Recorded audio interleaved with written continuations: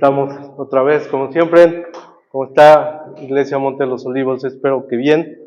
Es un día de celebración, porque es recordar que nuestro Señor Jesucristo entró a Jerusalén, ya estaba todo preparado, fueron los últimos momentos, y pues bueno, aquí ya vieron nuestro predicador, es el hermano Fernando Lara.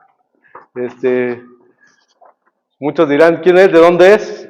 Les comparto, si Dios usó a alguien, aparte de mis padres, para que yo esté ahorita aquí en el pastorado, el hermano Fernando fue el consejero de jóvenes, y un chamaco rebelde, un día se lo llevó al Conajeva, algunos les he contado, él es el que me llevó. Escucho una predicación del hermano Gary, y es cuando dije, Dios, mi vida es para ti. Y aparte de toda mi vida, el hermano Fernando, a él y a su esposa, siempre les digo que son mis otros papás, porque en mi vida no todo siempre fue bueno, a veces muchos errores, muchas caídas. El hermano Fernando ha estado ahí para ayudarme, para guiarme, y pues desde hace un ratito ya le había dicho que si podía hoy a predicar, no les había dicho porque era una sorpresa, y pues hay que les dé él más su información, sus cartas. Bienvenido, hermano. Ahora sí que aquí está, dejo todo. No hay que hacerle nada, ¿verdad? A nada. Ya sí hay que pelar. Bueno, ¿ahí me escuchan? Creo que sí, ¿verdad? Siempre que uno llega a una iglesia, invitado siempre dice que es un privilegio. Pero yo no recuerdo en mi vida haber tenido tantos privilegios como el estar en esta mañana con ustedes. Y voy a decir por qué. Dios me dio el privilegio de conocer al pastor, fundador de esta iglesia, nuestro hermano Pananá, antes que llegara a la primera iglesia bautista. No está su esposa, yo quería confirmar algunos datos con ella, me dijeron que se encuentra de viaje. Creo que él también fue maestro normalista. Y a finales de los 70, cuando los maestros tenían casi 3 meses de vacaciones, aquí en Puebla, en el Colegio Benavente y de la 25 Oriente y 2 Sur, había una escuela de verano normal superior. Y venían muchos maestros del sureste a capacitarse para ascender, especializarse en materias específicas. Ahí fue donde conocí al hermano Joel Pananá. Creo que él venía por el lado de la historia, porque incluso yo le presté algunos libros que yo tenía del movimiento estudiantil del 68. Creo que nos conocimos en el amado Seminario Bíblico de Puebla y de Rosendo Márquez, porque los sábados los jóvenes, era joven en aquella época, íbamos a jugar basquetbol, nos permitían usar la cancha, y el hermano Joel Pananá como pastor, creo que le permitieron vivir en los dormitorios mientras él asistía a la escuela normal de verano. Segundo privilegio. Fue pastor en la primera iglesia bautista de mi mamá. En 1980 Dios me llama a que sirva en la iglesia que mencionó el pastor Jorge, la iglesia bautista de Benecer, Chulavista. A veces he servido de mal ejemplo, pero de todos modos he servido. Y mi mamá continuó en la primera iglesia bautista donde yo había aceptado a Jesucristo a los 15 años en una predicación del amado hermano don René Zapata, que todavía tenemos el gusto de saludarlo. Entonces el pastor Joel Pananá fue pastor de mi mamá durante algunos años. En diciembre del 81, cuando mi papá fallece, a la funeraria López de la 25, llegan el pastor Pananá y el pastor Orel Ochoa, mi pastor, ya que de los dos lados, los dos chiapanecos, entonces conocidos se ponen de acuerdo. Uno tuvo el servicio la noche anterior y el otro a la mañana siguiente cuando llevamos los restos de mi papá al cementerio. Tercer privilegio. Ahí por los años 90 llega una familia a la iglesia de Benecer, la familia Treviño Acosta. Dios nos da el privilegio de conocer a mi hermano Enrique y a su esposa. Y durante los años que él estuvo ahí, yo conté como líder, como encargado de las finanzas, del gran apoyo de él, también de mi hermano Arturo Marín. Ahorita que lo saludé me decía, ya solo falta Dani Wong y Ruth Castillejos. Éramos 5 de la mejor comisión de finanzas que creo que existió en esa iglesia. A pesar de mi personalidad, yo no me imponía. Discutíamos y acordábamos. Todavía no sé si recuerden, hermanos, íbamos a presentar el presupuesto ante la mesa directiva, ante el Consejo de Administración, y Ruth Castillejos no estaba de acuerdo con algunos incrementos de sueldo. La junta del sábado a las 9 de la mañana, y a las 7 de la mañana nos reunimos a desayunar en la barbacoa de Don Toño, ahí en la 23 y 23, para mientras desayunábamos hacer los ajustes porque la hermana creía que algunos incrementos no eran justos y suficientes. Dios me dio el privilegio de conocer esta hermosa familia. La hermana ha asistido a congresos de mujeres con mi esposa. Mi esposa se está recuperando de una fuerte gripe y por eso no pudo acompañarnos. Pero esta familia traía 2 jóvenes adolescentes. Un sinvergüenza y el otro un poquito menos. No voy a decir quién era quién para no quemar a nuestro pastor Jorge. Y su inquietud era que cada domingo que llegaba me abrazaba y me decía, hermano Fer, encontré a la mujer de mi vida. Cada domingo se enamoraba y se desenamoraba. Como platica, Dios puso en mi corazón llevarlo a él, a otro joven, invité a otra señorita a un CONAGEBA, Congreso Nacional de Jóvenes Estudiantes Bautistas, ahí en la zona del Estado de México, la zona de Pirámides, muy cerca de las pirámides de Teotihuacán, y ahí Dios lo llamó al ministerio. No fue fácil, no es la historia feliz que sale de la prepa, se va al seminario, empieza en una misión pequeña, no. Hubo caídas, hubo golpes. El domingo pasado vi 2, 3 servicios de ustedes para tener una idea del tipo de congregación que era. Y el domingo pasado tuvieron creo que visita de una familia de Orizaba, Córdoba, y él platicaba del clima que sufrió ahí. Y bueno, les platicaré que alguna vez él tuvo que abandonar sus estudios en el seminario, ahí de Córdoba, y me tocó ir junto con su hermano Quique a apoyarlo con su homenaje de casa. Un sábado por la tarde-noche, llegar aquí a la casa de los hermanos Treviño como a las 2 de la mañana. Pero Dios tenía sus planes. Encontró al amor de su vida, porque yo estoy convencido que Claudia la hizo Dios para él. Difícilmente alguien lo hubiera aguantado, al igual que mi esposa también creo que fue hecha única para mí.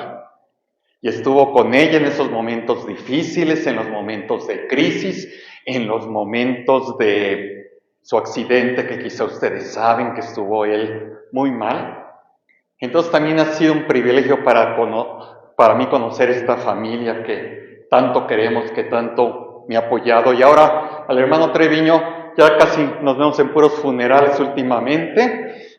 Quién sabe por qué ya se está muriendo mucha gente que antes no se moría, ¿verdad, hermano Treviño?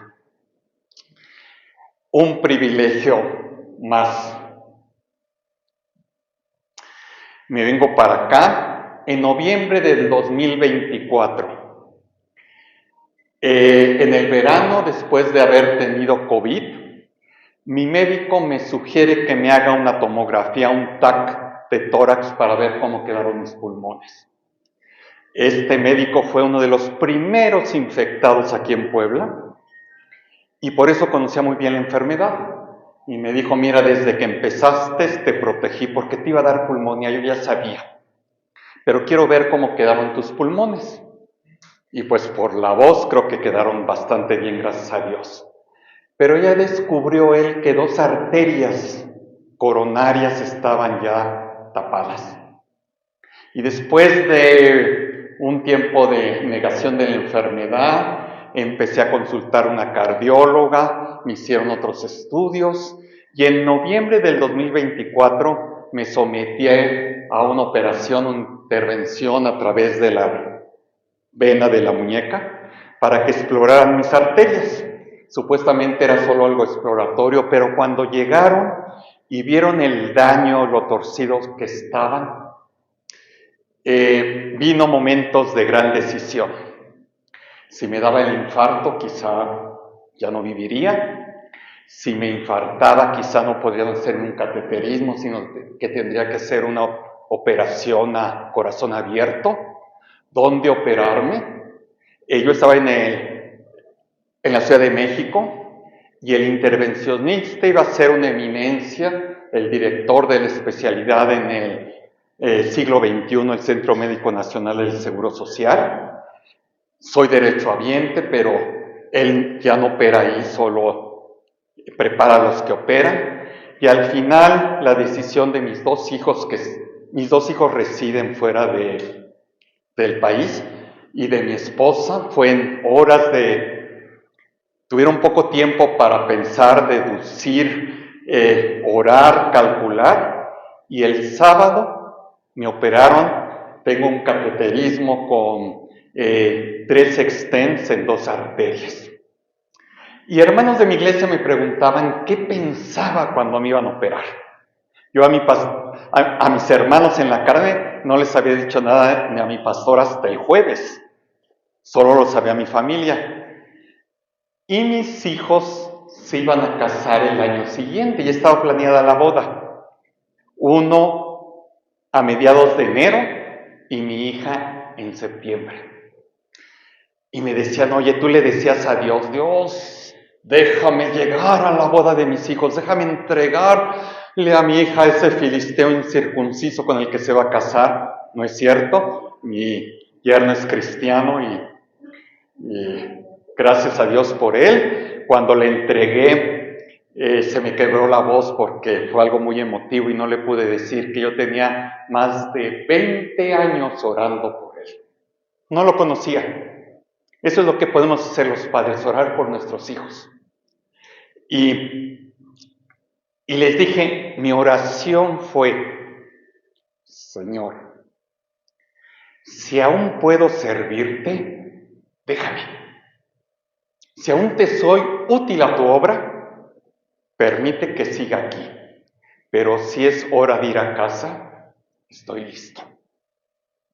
Y bueno, ya saben cuál fue la respuesta de Dios. Y aclaro, el primer ministerio de un pastor es su familia, son mis hijos. Pero mi oración era, si aún te puedo servir, Señor, si no, estoy listo. Y bueno, no sabemos hasta cuándo, pero seguiremos sirviendo y por eso con tanta alegría el privilegio de estar acá. El último privilegio es iniciar esta semana, la semana más importante de nosotros los cristianos. La primera fecha, ¿cuál es? El nacimiento de Cristo que celebramos en diciembre. A veces se pierde. Creo que aquí cerca está la competencia, la Iglesia Roca Eterna, Iglesia Bíblica. Y allá hay un extraordinario orador pastor que cuando era pequeño allá en la Iglesia de Benecer le preguntaron con micrófono en mano que qué se celebraba esa noche y dijo que llegaba Santa Claus y los regalos, ¿sí? A veces ya se nos olvida que la Navidad es que Dios, el dueño del universo, el creador de todo lo que existe, dejó su trono y se hizo hombre para que después, esta semana que fuera crucificado, nos diera la vida eterna. Entonces es un privilegio para mí iniciar estos cultos que en todas nuestras iglesias tendremos culminando con ese hermoso culto. Ya vi que también ustedes los tienen el domingo a las 7 de la mañana.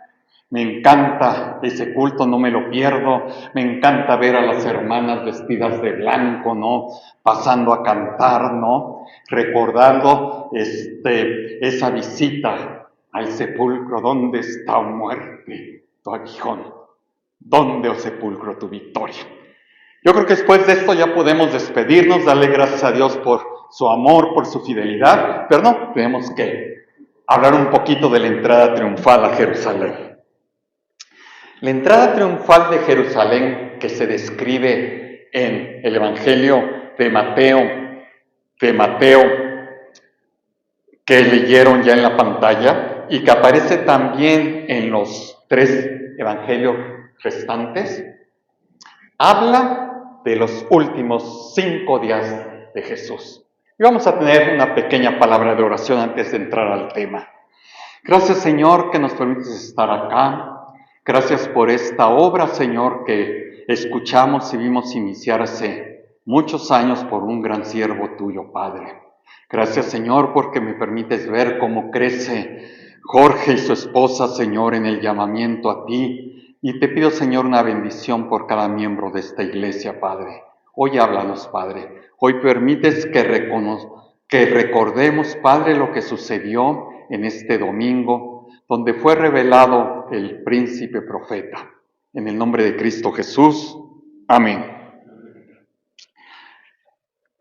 Este domingo se inician los últimos 5 días de la vida de Jesús. Y yo me quedé pensando en la semana. ¿Qué haría yo si fueran mis últimos 5 días de vida? ¿Pondría mis cosas en orden? Yo tuve que avisarle a mi hijo dónde estaba mi número del seguro social, dónde estaban los papeles de los servicios que ya pagué en Valle de Los Ángeles por si acaso. Yo quisiera haber estado en la entrada triunfal. ¿Cuál sería el rostro de Jesús? Escuchando a las multitudes gritar Hosana, pero sabiendo que él tenía 5 días apenas de vida. Y como buen bautista, hay 4 puntos en este mensaje, 4 eventos que ocurrieron y sus enseñanzas. El primer evento es una profecía cumplida.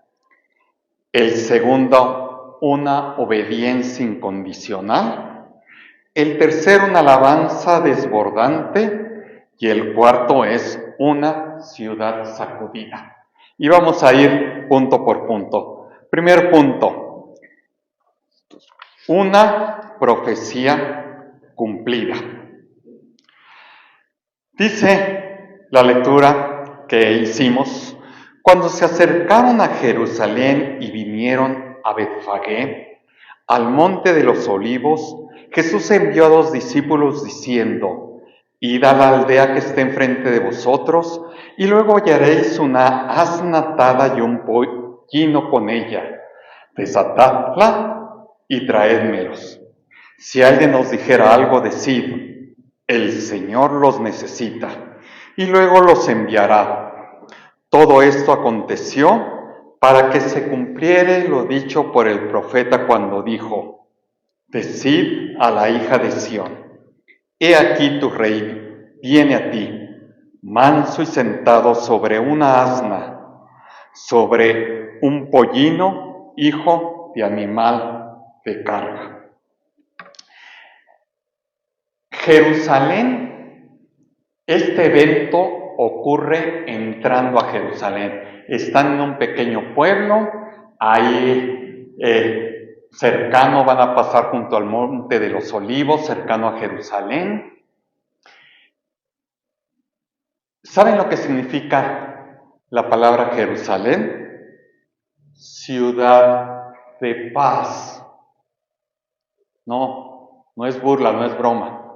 Jerusalén significa ciudad de paz. Y yo recuerdo, siendo muy pequeño, haber oído sobre la guerra de los 7 días en 1967, y creo que desde esa fecha hay guerra un año y el otro también. Y en los últimos meses, pues yo creo que todos estamos enterados por las noticias, todos los eventos que han ocurrido. ¿Por qué entra en Jerusalén? Bueno, Jerusalén era la capital de Israel. En Jerusalén Salomón construye el primer templo, el que Dios no permitió que construyera su padre David. El templo que existe en este momento lo había construido Herodes. Fue el templo donde Jesús entró y expulsó a los cambistas que estaban allí en el atrio. Jerusalén es la capital del pueblo israelita. Es donde Jesús va a establecer su reino milenial en el futuro. Más o menos Jesús se encuentra entre Jericó y Jerusalén. Jesús andaba a pie, recorría distancias a los pueblos cercanos que mencionan los evangelios, pero a pie, nunca anduvo en caballo, en animal, no, usaba sus pies. En alguna ocasión él dijo que el Hijo del Hombre no tenía ni dónde reposar su cabeza, no era dueño de nada material. No tuvo casa, no tuvo propiedades, ¿sí? Pero aquí hay una lección que si alguna vez Dios nos utiliza, Dios nos va a dar los recursos. Dios va a proveer los recursos. Ahí en 2 de Corintios 9:8 dice, y poderoso es Dios para hacer que abunde en vosotros toda gracia, a fin de que teniendo siempre en todas las cosas todo lo suficiente, abunda para toda buena obra. A veces cuando andamos en la obra, yo recuerdo a algunos jóvenes ahí en el Seminario Teológico Bautista de Lomas Verdes. Nuestro pastor Eduardo Ochoa es egresado de ahí. Mi esposa tiene un primo hermano, el pastor Dimas García Cervantes, que es egresado de ahí. El otro hijo de nuestro pastor fue el director de música ahí del seminario y nos invitaba a los conciertos. Yo recuerdo que muchos jóvenes llegaban ahí a estudiar pidiendo que pues les asignaran una misión cerquita, un grupo de la propia iglesia bautista de Lomas Verdes, una iglesia de un gran poder económico, espiritual, ¿no? Tienen un templo extraordinario. Cuando Dios llama, Él va a dar los recursos. Jehová es nuestro proveedor. Y decía que es una profecía cumplida porque esta profecía es de Zacarías 9:9. Alégrate mucho, hija de Sión, da voces de júbilo, hija de Jerusalén.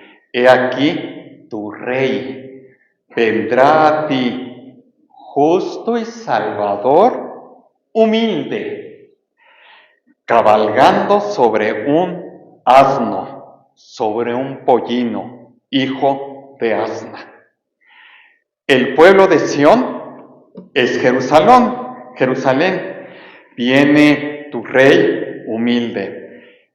Marcos y Lucas nos dan mayores datos, nos dice que ese burrito, ese pollino, nunca había sido montado antes por ningún ser humano. Ahora, yo crecí como joven y me decían que el profeta de Dios no podía equivocarse. Sus profecías debían de cumplirse al 100%, no era porcentaje de bateo, que de 10 profecías 9 se cumplían y una le fallaba. Pero con los años hubo un pastor, un predicador, poco controversial. Yo jamás atacaré al ungido del Señor. Ellos darán cuenta al pastor de los pastores. Este pastor a mí me enseñó que Dios ya conoce el futuro, una dimensión que nosotros no conocemos. Dios puede moverse en el tiempo y puede ir allá y ya vio lo que pasó. A veces nosotros decimos, ¿por qué me ocurre esto, Señor? Ella sabe por qué. Este pastor argentino que está ahí en una iglesia en River Church en Anaheim, California, él dice que era un niño en tercer año de secundaria, que les gusta 8 años, 9 años, y le daba pánico hablar enfrente de la gente, de los compañeros. ¿Cuántos serían? ¿20? Aunque se supiera la lección, le decía, pasa y da la lección. Dice que no podía. Y dice que si hubiera venido un ángel y le dijera, flaco, no te preocupes, tú vas a vivir de dar conferencias, le hubiera dicho, no te burles. Bueno, ese pastor vive de dar conferencias. Ahorita trae su tour mundial. El año pasado visitó todas las provincias de Argentina. Ahorita está terminando Sudamérica, andaba por Guatemala. A México, a Puebla viene el 4 de agosto. Va a estar solo en Puebla, Querétaro, Guadalajara, Monterrey y Ciudad de México. Y de ahí se va todo lo que resta del año a la parte este de Estados Unidos. Yo compré mis boletos hace como un mes, 5 meses antes que viniera, y no están baratos. Y él dice, y yo tenía pánico. No, Dios ya había estado en su futuro y ya había visto que él iba a vivir de poder ser un orador. Y él me enseñó esa dimensión de la profecía. Por eso es que el profeta no puede equivocarse, porque Dios ya fue, ya vio lo que ocurrió y se regresa. Inicio de Semana Santa. Aproximadamente 300 profecías del Antiguo Testamento se van a cumplir. Esa es una de ellas. Profecías, es muy fácil si yo pronosticara que va a haber un problema político-económico en México, ¿verdad? Hubiera sido muy fácil si yo el año pasado hubiera pronosticado que iba a haber guerra en Medio Oriente. Las señales son evidentes, pero muchas de las profecías no tenían ni idea de lo que hablaba el profeta. La crucifixión lo verán quizá el viernes, cuando se profetiza en Salmos, ni se había inventado. Faltaban 500 años y todavía apenas un pueblo lo iba a inventar y luego era el castigo que iba a recibir Jesús. Entonces, primero, la profecía es exacta, precisa, perfecta. Conoce los detalles de toda nuestra vida. Para los jóvenes que me escuchan, en esta época de tanta información, creo que la Biblia que más se usa es la traducción San Google.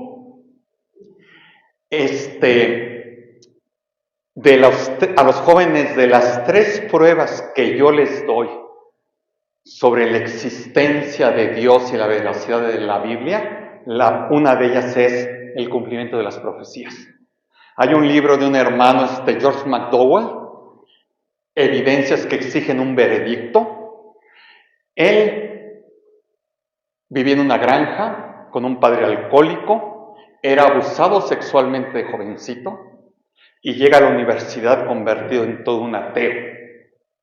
Y conoce a una chica que asistía a un círculo estudiantil bautista, lo invita y él se burla. Y dice, te voy a demostrar que eso de la resurrección es una fantasía, es un cuento mitológico. Y empieza a estudiar. Y se ve incluso un verano a Europa. Y entre más estudia, encuentra mayores evidencias históricas de la resurrección de Jesús. Y se vuelve un extraordinario predicador.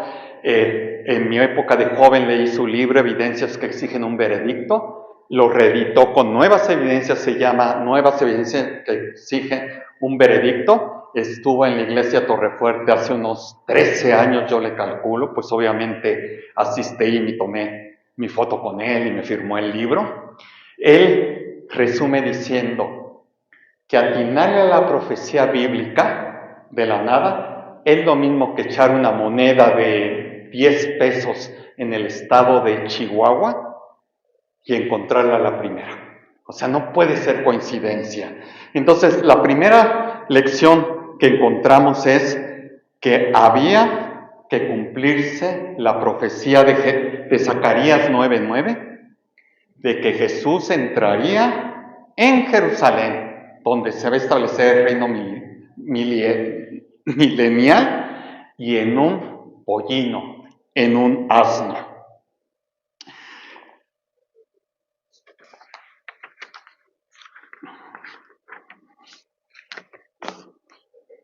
Ahora, si a ustedes les hubiera dicho Jesús que fueran por el pollino y la asna, ¿habrían ido? Habla que fueron 2 discípulos, no menciona quiénes fueron. Muchos dicen que los más cercanos a él pudo haber sido Pedro y Juan. La Biblia no lo dice, pero mi pregunta es, ¿habrían ido ustedes a desatar el pollino? ¿El burrito?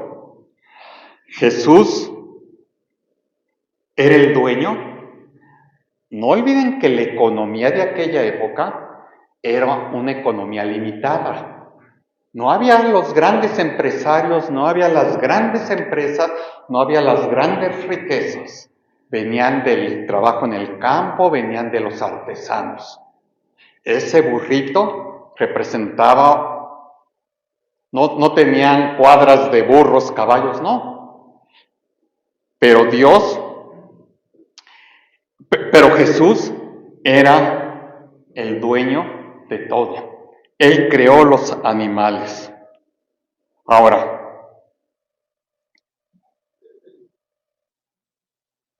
entra, dice, humilde. ¿Qué sucedía en Jerusalén en estos momentos? Llevaban algunos años,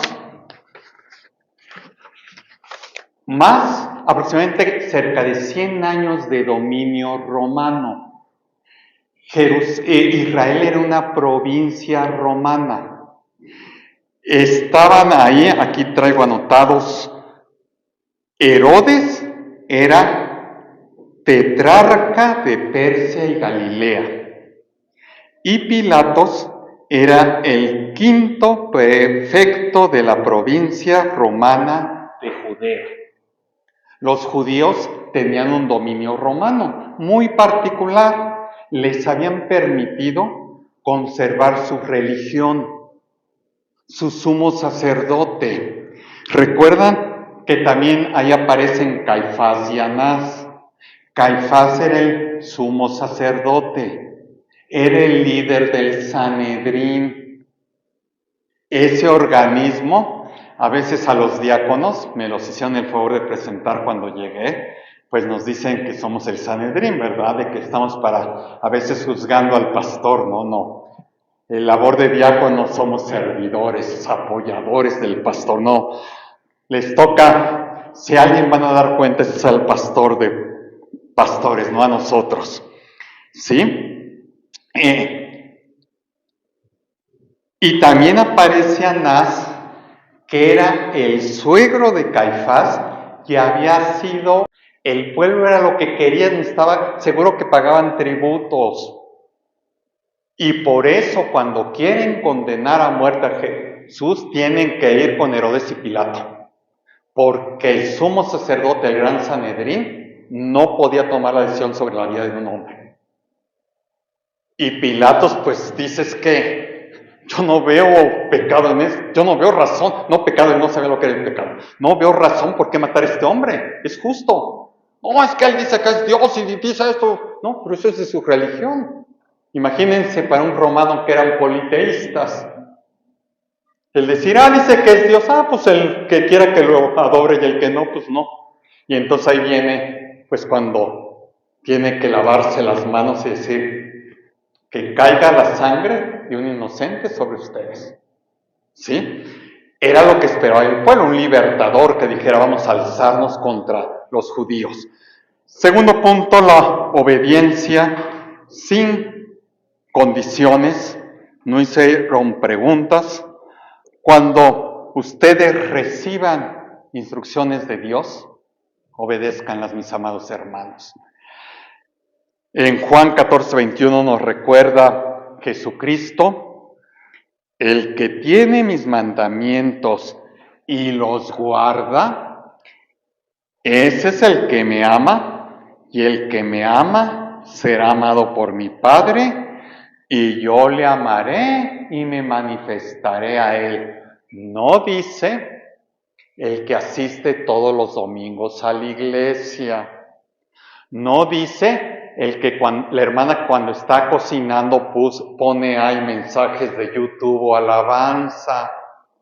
No dice cuánto dinero diezmamos. No dice cuánto servimos. Y obviamente la manifestación debe ser esa. Dice, el que guarda mis mandamientos. Dios nos ve y ve qué hacemos con guardar el mandamiento, ¿sí? No iba a decir esto, pero lo voy a decir. Yo salí de la primera iglesia bautista porque un grupo de líderes corrió al pastor. Y yo encabecé al grupo que lo defendió. Tenía 22 años, era inmaduro. Ya les he dicho que yo aprendí que al ungido del Señor ni se le ataca ni se le defiende. Pero fue la razón por la que yo salí. No, el Señor guarda su obra.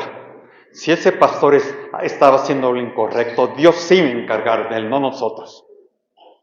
Pero yo en mi juventud encabecé la defensa del pastor. Al final el pastor pues salió de la iglesia y fue la razón por la cual mi hermano y yo empezamos a asistir, así le decíamos, a la iglesia de abuelita, no era la iglesia del Señor.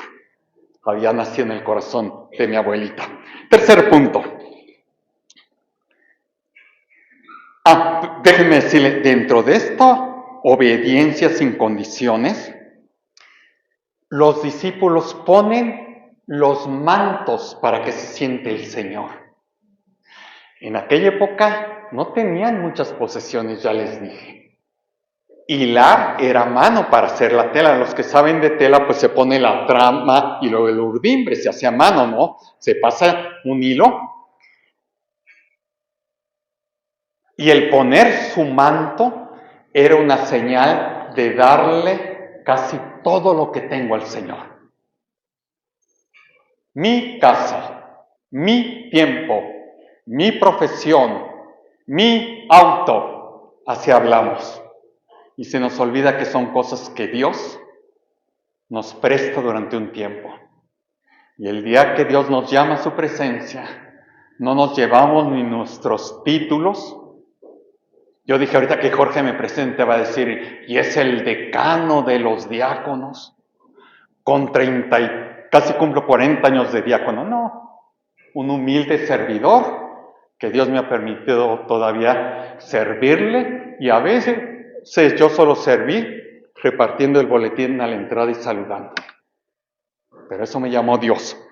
Tercer punto, una alabanza desbordante. En el versículo 8 y 9 dice, y la multitud, que era muy numerosa, hay registro histórico de los corderos que se sacrificaban para la Pascua. Todo el pueblo iba a Jerusalén para celebrar, quizá recuerden que era una de las 3 principales fiestas judías y todo el mundo iba a Jerusalén para celebrarla. En este año existe el registro de 250,000 corderos sacrificados. Los sacrificaban los sacerdotes, eran los únicos. El derramamiento de sangre. Si calculamos a 8 personas por cordero, ven que ahí en el Antiguo Testamento dice, si eres tú solo, pues te juntas con otras familias, etc. para celebrar la Pascua, la fiesta de la Pascua, entonces se calculan que eran casi 2 millones de personas los que recibieron a Jesucristo. Según el censo del INEGI del 2020, en la ciudad de Puebla éramos 1.671.000, no sé qué, 1.700.000. Municipio de Puebla. Creo que no incluye conurbados como San Andrés, como Cuautlancingo. Imagínense la cantidad de 2 millones que salieron a recibir a Jesús. Por eso es que era numerosa. Yo me quedé pensando, no había bulevares como el 5 de mayo. ¿En dónde cabría tanta gente? ¿Sí? Y esa gente tendían sus mantos en el camino, otros cortaban ramas de los árboles y las tendían en el camino. Y la gente que iba adelante y la que iba atrás clamaba diciendo: Hosana, hijo de David, bendito el que viene en el nombre del Señor, Hosana en las alturas. Ahora, estas entradas era un homenaje reservado a reyes, pero un rey entraba en un corcel blanco con todos sus ejércitos. Acá dice que era un vil pollino, un burrito. ¿Saben lo que significa Hosana? Hosana significa sálvanos ahora. Creemos que es una exaltación al rey, como diciendo, vive rey, aleluya reino. Hosana significa sálvanos, sálvanos ahora. El pueblo clamaba salvación del pueblo romano, pero ellos no sabían que la misión de Jesús era todavía más grande. Nos venía a salvar a mí, aquí sí voy primero yo, y a ustedes del pecado, de la separación entre el hombre y Dios. Iba de los conceptos teológicos más complejos, está la justificación, está la redención, está la gracia. Era lo que venía a ser, pero el pueblo creía que iba a armar el ejército y ahora sí, vamos a darle duro a los romanos, vamos a liberarnos. Jesús, el Mesías, es el único que podía salvarnos, pero del pecado. Debemos de proclamar a Jesús como Rey de nuestras vidas. Debemos proclamar a Jesús que nos rescate a nosotros. Pero, a ver, ¿que me rescate de qué? Hijo, no necesito ser alcohólico, adúltero, ratero. A veces tengo envidias, celos. A veces no trato bien a mi familia. A veces critico al pastor. Mi hermano Enrique, mi hermano Arturo. ¿Cuántas veces se nos acercaban hermanos? Oiga, hermano, yo creo que deberían decirle al pastor Orel esto. Venga, hermano, vamos a decírselo. No, ustedes que son los líderes, ¿no? ¿Sí? Ellos no se atreven. Ustedes vayan y díganle al pastor que yo creo que eso de esas alabanzas que casi creen que están bailando, que oiga, hermano, como que esa señorita, como que esa falda. A mí me tocó ver en la iglesia cuando les medían los centímetros arriba de la rodilla, hermanos, de veras. Que Dios nos perdone por hacer eso, sí. Que Dios nos perdone porque en esta iglesia todos los pecadores son bienvenidos. Y de eso se trata.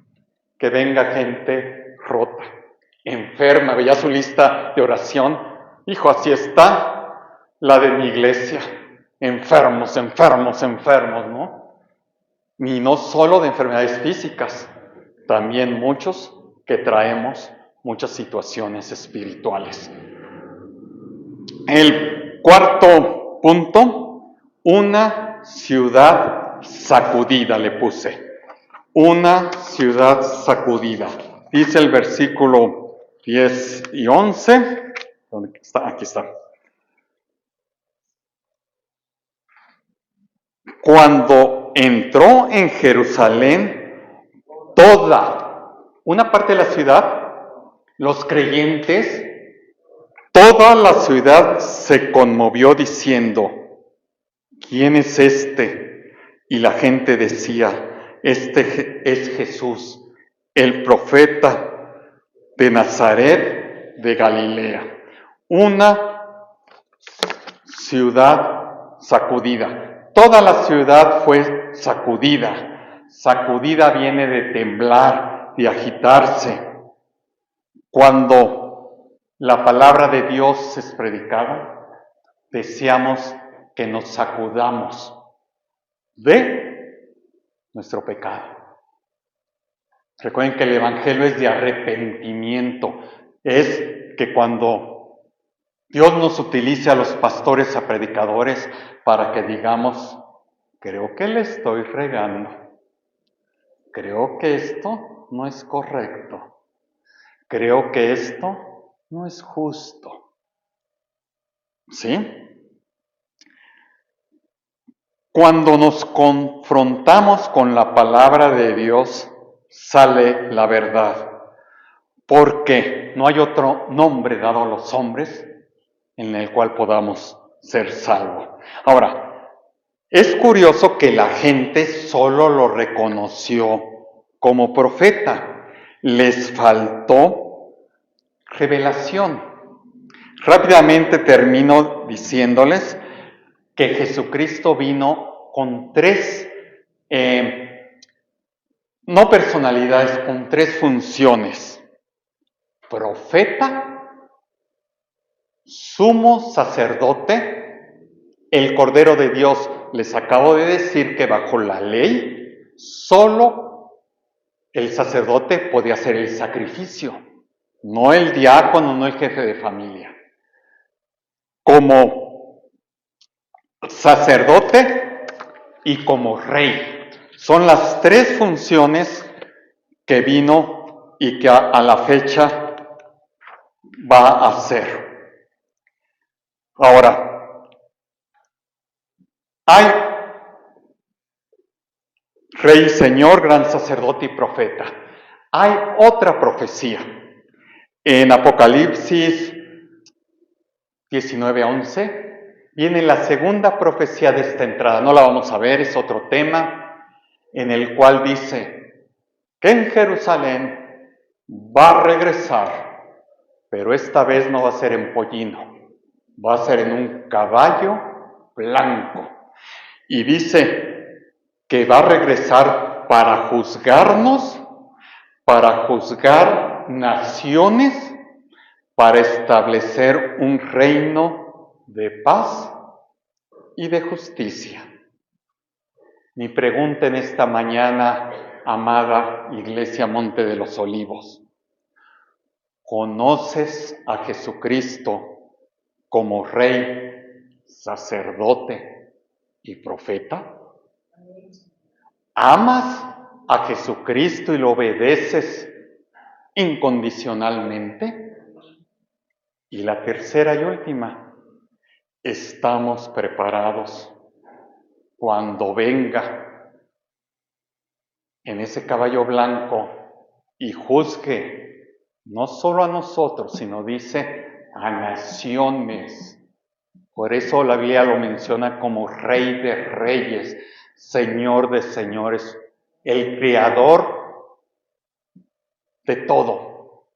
Yo siempre he querido, espero que antes que me dé su presencia, yo conozca a un astrónomo que me pueda decir cuántos años y de qué capacidad hubiera sido la computadora para diseñar el sistema planetario solar. Planetas con lunas, sin lunas, con anillos. ¿Qué cálculos habrían tenido que hacer para que unos giran así, las estaciones?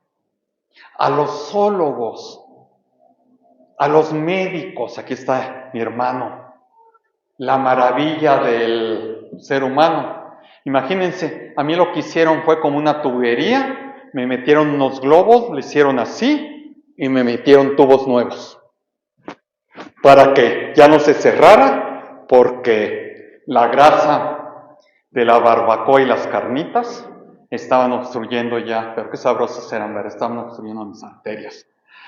Hermanos, proclamemos a Jesucristo como Rey, Sacerdote y Profeta.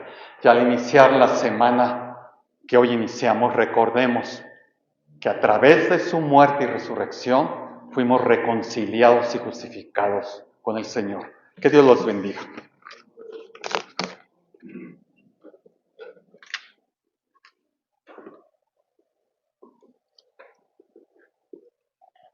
Ay. Le damos las gracias por la presentación, pastor. Les voy a pedir, hermanos y hermanas, que cuando ponerse de pie para entonar unas alabanzas, hay libertad y fácil rojas. Comenzaremos con una de aire.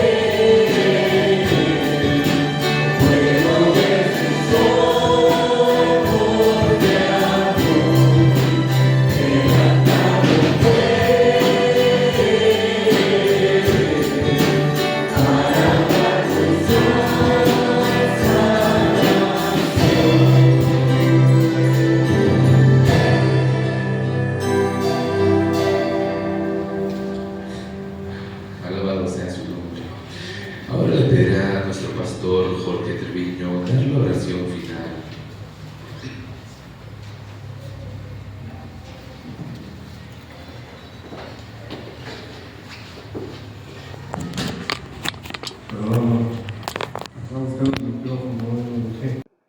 Pues bueno, vamos a orar, hermanos, vamos a ser despedidos de este culto de acción de gracias. Hay que compartir todo el mensaje a los que nos rodean. Lo que les he dicho, hay mucha necesidad. Y lo que decía mi hermano, creo que este recordatorio, tal vez nos dicen, fueron los días, no fueron los días. Lo importante es recordar el sacrificio que hizo nuestro Señor. La humildad que tuvo, los que estaban emocionados, todo lo que hizo en su obra. Entonces hay que compartir a ese Señor. Y diariamente. Pues vamos a orar, hermanos, para ser despedidos. Amantísimo Padre, en este momento, Señor, te damos las gracias por este culto, Señor, de acción de gracias. Porque estamos recordando, Señor, la entrada triunfal tuya, Señor. Estamos recordando, Señor, tu grande amor, tu sacrificio. Estamos recordando, Señor, a qué nivel llegaste, Señor, por amor a nosotros. Señor, nosotros estamos ahorita como los que te recibieron ese día, emocionados, pidiéndote que cambies muchas cosas de nuestra vida, Padre. Ahí lo que yo te pido es que mantengas nuestra fidelidad, que mantengas la fe, Señor. A muchos de los que te recibieron, de momento se les olvidó, Señor, y inclusive te juzgaron, inclusive celebraron tu sacrificio, Señor. Pero nosotros queremos ser como los que estuvieron ahí en cada momento contigo. Los que después te recibieron cuando vieron tu resurrección y fueron compartiendo el Evangelio a otros, Padre. Manténnos fuertes, Señor. Manténnos con un testimonio fuerte en nuestras vidas, Señor. Padre, te pongo en tus manos cada hermano, cada hermana que están aquí. Te pongo a los que nos ven en línea. Te pongo a los que por alguna razón no vinieron, también los guardes, Señor. Y que toda esta semana, Señor, sabemos que muchos se van de vacaciones, sabemos que muchos van a estar celebrando de otras maneras, Señor, esto que no son de acuerdo a lo que tú pides. Te pido que seamos un testimonio y que nosotros celebremos, Señor, porque por eso estamos aquí, por eso hemos sido limpiados y por eso tenemos un gozo eterno, Señor, porque estamos contigo. Pongo en tus manos esto, Señor, en Cristo Jesús. Amén. Dice la palabra de Dios, la gracia del Señor Jesucristo, el amor del Padre y la comunión con el Espíritu Santo sea con cada uno de vosotros, ahora y siempre. Amén.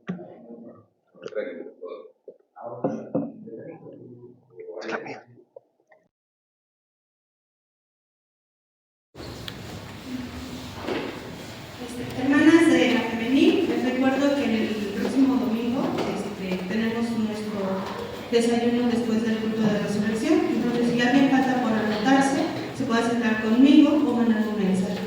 También les aviso que hay venta de arroz con leche, que está a 20 pesos el vacío. Gracias.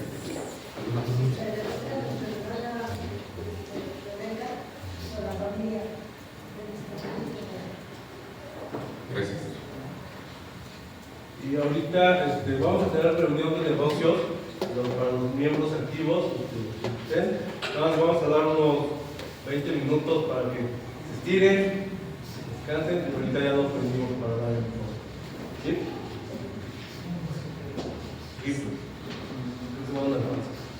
Sí, en los anuncios vamos a donar la